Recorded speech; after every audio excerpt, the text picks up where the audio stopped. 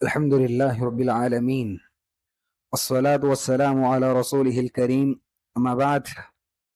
عن أبي هريرة رضي الله عنه قال قال رسول الله صلى الله عليه وسلم: غزا نبي من الأنبياء صلوات الله وسلامه عليهم إلى آخر الحديث متفق عليه. بھائیوں، انشاءاللہ آج کے درس میں ہم صحیح بخاری اور صحیح مسلم شریف کی حدیث سنیں گے، اور اس حدیث میں پیارے نبی صلی اللہ علیہ وسلم نے پچھلی امتوں کی قصوں میں سے قصہ بیان کیا ہے۔ قصہ یہ ہے، پیارے نبی فرماتے ہیں کہ پچھلے جو انبیاء گزرے ہیں ان انبیاء میں سے ایک نبی نے جنگ کا ارادہ کیا تو اپنی قوم میں اعلان کیا کہ ہمارے ساتھ وہ انسان نہیں آئے گا جس نے ابھی شادی کی ہے اور اپنی بیوی سے ملاقات نہیں کی، اور وہ انسان بھی نہیں آئے گا جس نے گھر بنانا شروع کیا ہے اور ابھی اس کا چھت نہیں بنا ہے، اور وہ انسان بھی نہیں آئے گا جس نے بکریاں یا پھر اونٹ خریدے ہیں اور بکریاں اور اونٹ بچے دینے والے ہیں، تو وہ انسان بھی ہمارے ساتھ نہیں آئے گا۔ اس کے بعد وہ نبی اپنی قوم کو لے کر، اپنے لشکر کو لے کر آگے بڑھتے ہیں، اور دشمن قوم کے پاس جب پہنچتے ہیں عصر کی نماز کا وقت ہو جاتا ہے، پھر سورج کے ڈوبنے کا وقت ہو جاتا ہے، تو نبی سورج سے کہتے ہیں: انک مأمورۃ وانا مأمور، تجھے بھی ایک کام پر معمور کیا گیا ہے، ہمیں بھی ایک کام پر معمور کیا گیا ہے، ہمارا کام جہاد کرنا ہے، اور تیرا کام وقت پر طلوع ہونا، وقت پر غروب ہونا ہے، تیرا کام ابھی قریب ہے کہ تو غروب ہو جائے، مطلب یہ ہے کہ جب غروب ہو جائے گا تو ہمارا کام نہیں ہو پائے گا، تیرا کام کرنا اور ہمیں ہمارا کام کرنا ہے۔ اس کے بعد اس نبی نے اللہ رب العالمین سے دعا کی: اے اللہ، آج سورج کو تھوڑی دیر کے لیے غروب نہ کرنا، ہمارے لیے باقی رکھنا۔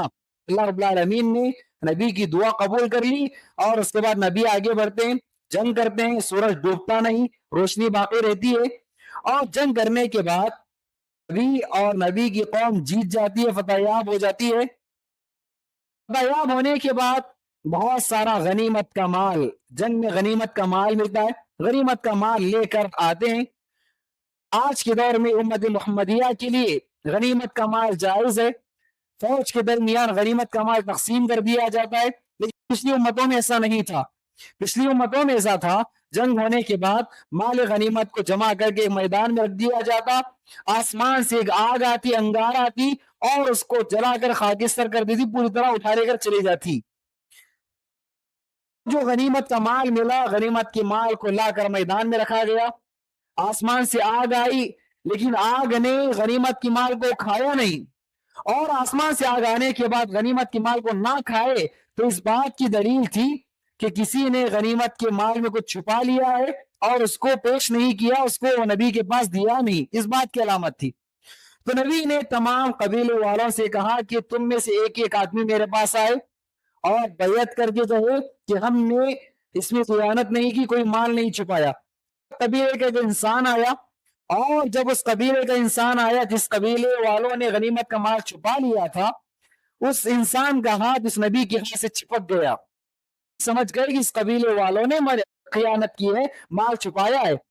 پھر اس نبی نے کہا کہ اس قبیلے کے جتنے لوگ ہیں تمام لوگ آئیں، ایک ایک کر کے بیعت کریں، اور جس نے خیانت کی ہے اس کا ہاتھ نبی کے ہاتھ سے چپک جائے گا۔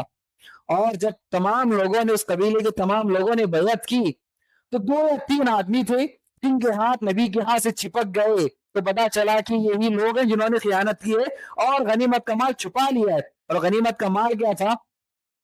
گائے کے سر کے مانند، گائے کے سر کے برابر سونا تھا، گولڈ تھا، اس کو انہوں نے چھپا لیا تھا۔ اس کے بعد لانے کا حکم دیا گیا، غنیمت کے مال میں اس کو رکھا گیا، آسمان سے آگ آئی اور اس آگ نے غنیمت کے مال کو ختم کر دیا، خاکستر کر دیا، کھا کر چلی گئی۔ اس کے پیارے نبی فرماتے ہیں پچھلی دور میں غنیمت کا مال امتوں کے لیے جائز نہیں تھا، لیکن اللہ رب العالمین نے امت محمدیہ پر رحم کھا کر امت محمدیہ کے لیے غنیمت کے مال کو جائز کر دیا۔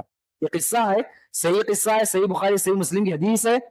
اس واقعے سے ہمیں بہت ساری باتیں معلوم ہوتی ہیں۔ پہلی بات، नबी ने जो ऐलान किया कि फला फला इंसान हमारे साथ नहीं आएगा, जिसने शादी की बीवी से मुलाकात नहीं की वो नहीं आएगा, जिसने घर बनाना शुरू किया अभी छत नहीं बना वो नहीं आएगा, जिसने बकरियां खरीदी ऊन खरीदे अभी वो बच्चे वो बकरियां और वो बच्चे देने वाली हैं तो नहीं आएगा।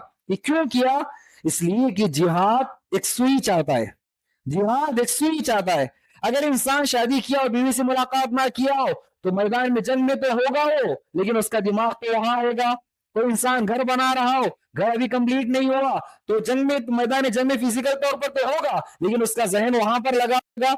तो मैदान जंग जिहाद ये एक सुई चाहता है। तो नबी ने कहा कि तुम में से ऐसी जो इंसान है जिनको एक सुई नहीं हो पाएगी वो पीछे रहे, वो हमारे साथ ना आए। हाज़रीन गिरामी से एक अहम बात जो मालूम होती है, हम जो भी इबादत करते हैं रब्बुल आलमीन के लिए यकसू होकर करना है। इबादत यकसुई चाहती है। हम इबादत के लिए खड़े, नमाज के लिए खड़े हैं लेकिन हमारा जहन बिजनेस में लगा हुआ है, मार्केट में लगा हुआ है। नमाज के लिए खड़े, हमारा जहन घर में लगा हुआ है। नहीं, ऐसे नहीं होना चाहिए। इबादत यकसुई के साथ होनी चाहिए। और दूसरी बात जिससे मालूम होती है सच्चाई। मैदान जंग में निकले हुए हैं आप, मैदान जंग में जिहाद किया है आपने, लेकिन याद रखिए वहां पर भी सच्चाई का सबूत देना है, वहां पर भी सच्चाई जरूरी है। और वहां पर भी अगर सच्चाई का अगर पास लिहाज नहीं किया गया तो अल्लाह रब्बुल आलमीन के पास पकड़ होगी। तो दिन इस्लाम में सच्चाई की बड़ी अहमियत है।